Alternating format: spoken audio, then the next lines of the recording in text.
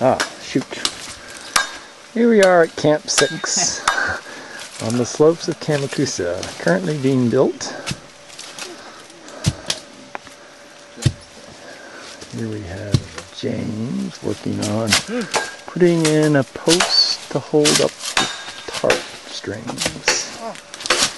So, A-frame construction, center post. Oh yeah, right there, rock. What's going on down here? Erin's working very hard on her post, tying a fancy knot, no doubt.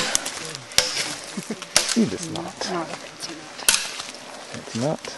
No fancy knot. No fancy knot. Move on. More? Area that was cleared for the camp. That's you. And philodendrons out there on the bromeliads on the trunks. There's the canopy. Beautiful camp.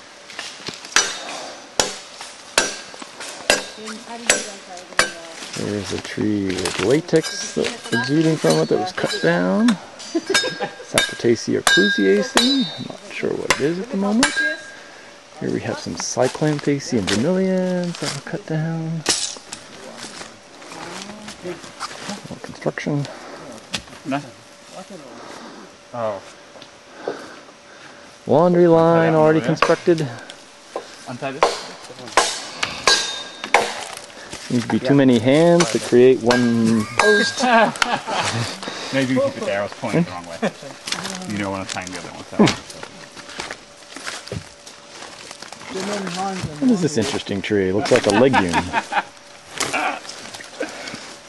There's the peanut butter pail.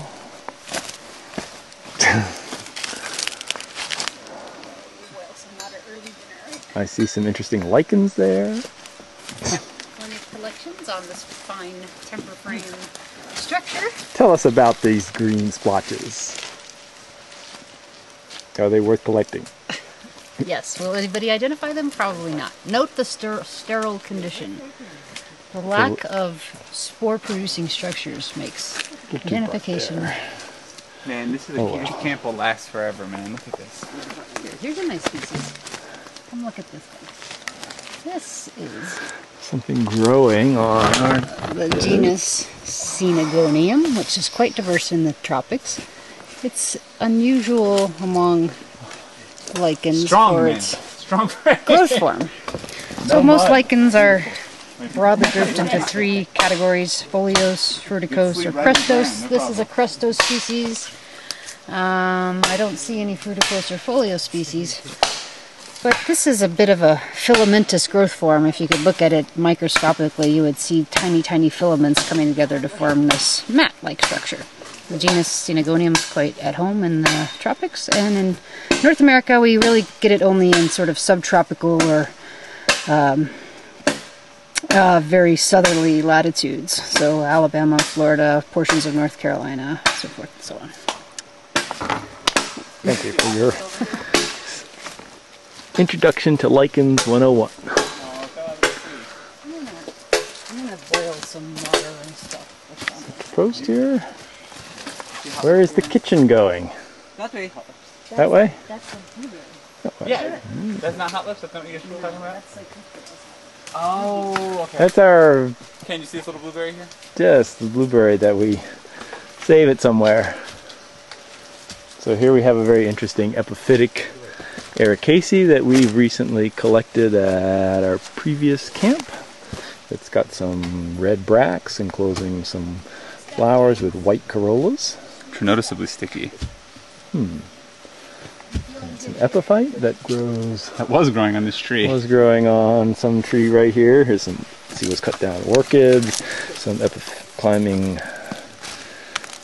Gesneriaceae. Bromeliads. This is a Passiflora.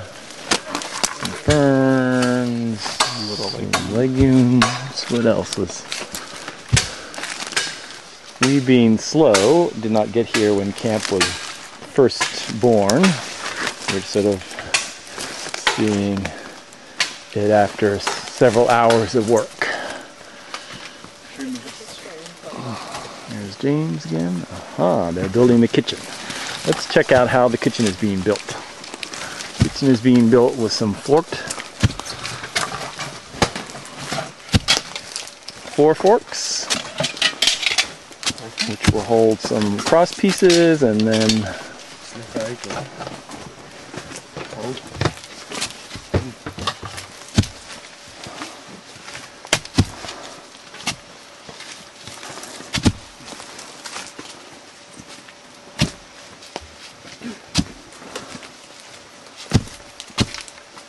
tall table. Ken's got to do the cooking this time. Right, Ken? sure. Yeah, made the table shorter, so I have to cook less. Or it's like a little platform, you get to stand up here.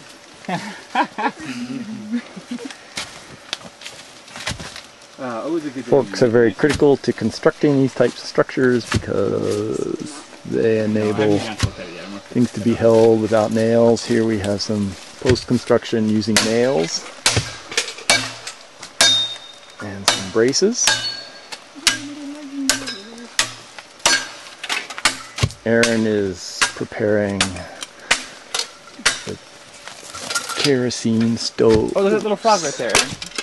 What little frog? Do you see him? Where? Look on that long cordate leaf there, to the right of the cyclane.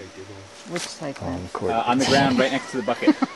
On the ground next to the bucket. One cordate leaf. There's a cordate leaf there. I don't see no frog, toad, whatever. Oh, over here?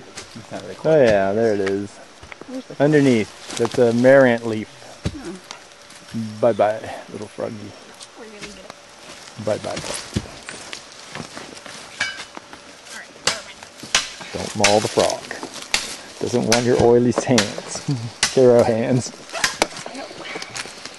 Alright. Caro, dangerously close to Erin's pack.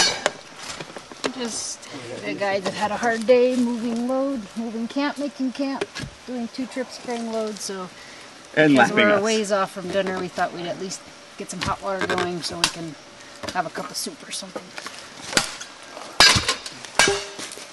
Finding a level spot to pour. Very exciting. Don't miss the Caro pour. I'm trying to frame it so that you don't have any gratuitous Got sweat showing. Caro. The wicks. Very high-tech stove here. Very effective. Very simple, but very effective. Known in Guyana as Chinese stoves. And the wicks create a uniform circle of flame. Put the burner head on. That's it. That's it. And then there's a stove top. A pot holding top. And there it is, assembled. Alright. Are we going to go down and look at the mountain before it Yes. pisses away? I just want to get this bucket untied from my pack. Bucket that I was cursing. Alright. A beautiful day in the neighborhood. So Ken, have you informed our listeners where we are located? I have. We are at the foot of Mount Kamakusa, or Partang Mountain. Part-time tepuis. And we will be heading in 3 days to a camp that is closer to the foot, over that way. Well, this is camp 6 or 7. This is camp Right? 6, isn't it? Or 7? 7. Camp 6 or 7. Whoa, we're at 6 of 7, really? Yeah, and as you'll see in just a moment from the view, we're right at the base of the Tepui. So from here we're actually going to start climbing an elevation. And then life will get difficult.